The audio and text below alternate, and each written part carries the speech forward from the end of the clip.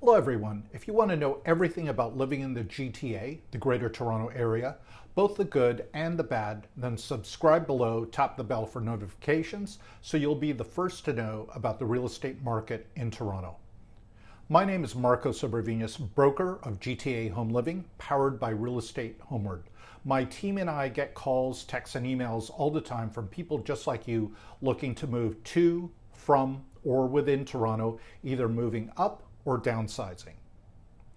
I help people by providing knowledge and education about the true state of the Greater Toronto real estate market. I'm committed to doing this with no hype, no agenda, and no BS. I'm not here to stir up hysteria and panic, yet I won't sugarcoat facts either. I don't depend upon social media for income. All of my videos are created in order to help educate people who are genuinely interested in what's truly going on in the GTA. I'll display real, raw data of sales figures, and I'll never manipulate the facts.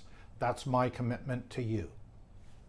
We truly love helping people, and whether you're moving in 9 or 90 days, give us a call, shoot us a text, or send us an email, and we'll be happy to help you buy and or sell anywhere in the GTA. Everyone's talking about the drop in condo prices and slow sales, but how are freehold houses doing? This week, I focus on freehold homes in the GTA. To clarify, the geographic region I'm analyzing is the Greater Toronto Area. It's the regions of Durham, York, Peel, Halton, and the City of Toronto, as you can see in the map. As those of you who follow real estate in the GTA know, the absolute peak in real estate value for sold prices was during the winter of 2022. The season before the interest rate started rising in spring of 2022. The interest rate kept rising until the spring of 2024, and then we've experienced a series of drops or cuts starting June 2024. As of September 2025, the Bank of Canada rate is now 2.5%, and there's likely one more rate drop before the end of the year. Going back to real estate, prices have been below that winter 2022 peak since then, going up and down, but it hasn't achieved those heights again. The first chart shows freehold only. That's a residential property that doesn't have a maintenance fee and it isn't part of a condo corporation. It includes freehold categories such as detached, semi-detached, rower townhouses, and linked properties. At the absolute peak of freehold values in the GTA, which was February 2022, the average sold price was $1,681,444, absolute peak. Current data for September 2025 for average sold price is $1,264,468. I'm filming this October 1st, but keep in mind that more transactions will be recorded for the month of September as the data comes in. But that average won't change the number dramatically for September. The absolute bottom of the market for freehold was nearly 2 years ago, January 2024. That figure was $1,261,831. That was the average price for the 2,453 houses sold that month. You can see that our current average sold price of $1,264,468 with over 3,200 houses sold so far is nearly that low. We're about 25% lower in market value today since that February 2022 peak. In comparison, and quickly looking at condos, its peak, which was March 2022 to today, September 2025, condo prices have dropped by 20%. All right, back to freehold houses, a few more interesting points. We peaked this year, in February 2025 at $1,039,000. $358,378. At September 2025's value of $1,264,468, if we were to go back in time, we were at roughly the same average price during the months of January 2025 and January 2024, the all-time low so far. As real estate is about the long game, let's compare previous Septembers as far back as a decade. Let's do year over year, then 2 years back, 3 years back, 5 years back, and then a decade. Year over year, or back in September 2024, we're down negative 5.8% this year from last year. Going back 2 years to September 2023, we're down about negative 8% this year. Let's go back 3 years to September 2022.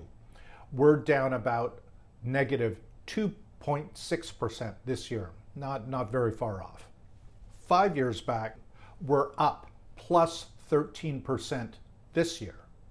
A decade back, we're up today by about plus 65% this year. Let's look at how sales volume is doing. While market value has gone down since the 2022 winter peak, the big picture is sales volume is also down. For this year, however, since June 2025, this past summer, we're finally seeing higher year-over-year freehold sales this year. June, it went up a tiny 0.2% year-over-year, so hardly at all. However, July was a significant plus 15.8% over last year's July. And even August was healthy at plus 9.1% over August 2024. I won't have September total sales data yet, as firm sales are still being loaded into the system for the next couple of weeks. I'll review that later on in October. I attribute this rise in year-over-year sales volume to two factors. Average sold price in the GTA was dropping during these months, and secondly, buyers had accepted the lowered interest rate. As always, the above stats are real data from MLS Sales and the Habistats analytics platform. Monthly averages are calculated from thousands and sometimes tens of thousands of sales. Therefore, these numbers are an accurate reflection of the macro trend in real estate in the GTA. When determining a reasonably accurate appraisal of your property, be sure to have a qualified realtor, such as myself, determine that on an individual basis with an actual visit to your property. Macro trends get you in the ballpark, but a real estate professional can factor in the dozens of additional elements and details to get you a much more accurate appraisal of a single property. What do I see in the near future for freehold in the GTA? The number of freehold listings are still extremely high, well over 16,000 for September so far. That's 25% more than last year. Yes, sales volume or number of sold listings is higher than last year, as I mentioned, but our inventory of active listings or unsold listing needs to come down significantly before we see prices rising again. Prices today are almost at the bottom of the market, which was back in 2024. We're almost at the same level. That relatively low price makes the biggest factor for increased year-over-year sales volume. We had another drop in the interest rate on September 17th, the first since last March. We've dropped down to 2.5%. That's always welcome news, but is less of a factor to encourage sales than the low prices. Most of the mortgage brokers and chief economists whom I respect are predicting one more rate drop before the end of the year. Again, that will marginally help on sales volume, but likely won't affect price.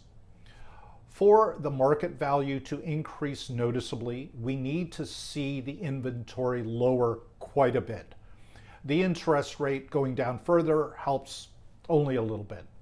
And finally, the demand or number of buyers needs to increase. Regarding the increase in demand, that may be around the corner. There's talk that the federal government will drop the foreign buyer ban on real estate in 2026. If that happens, that will have a bigger effect on market prices and reducing inventory than tiny lowered increments with the interest rate. Given what's happening in the US right now, I believe a lot of Americans would buy residential real estate here in Canada if they had the opportunity to do so. It's always about supply and demand, and that would create a lot of demand. See you next week.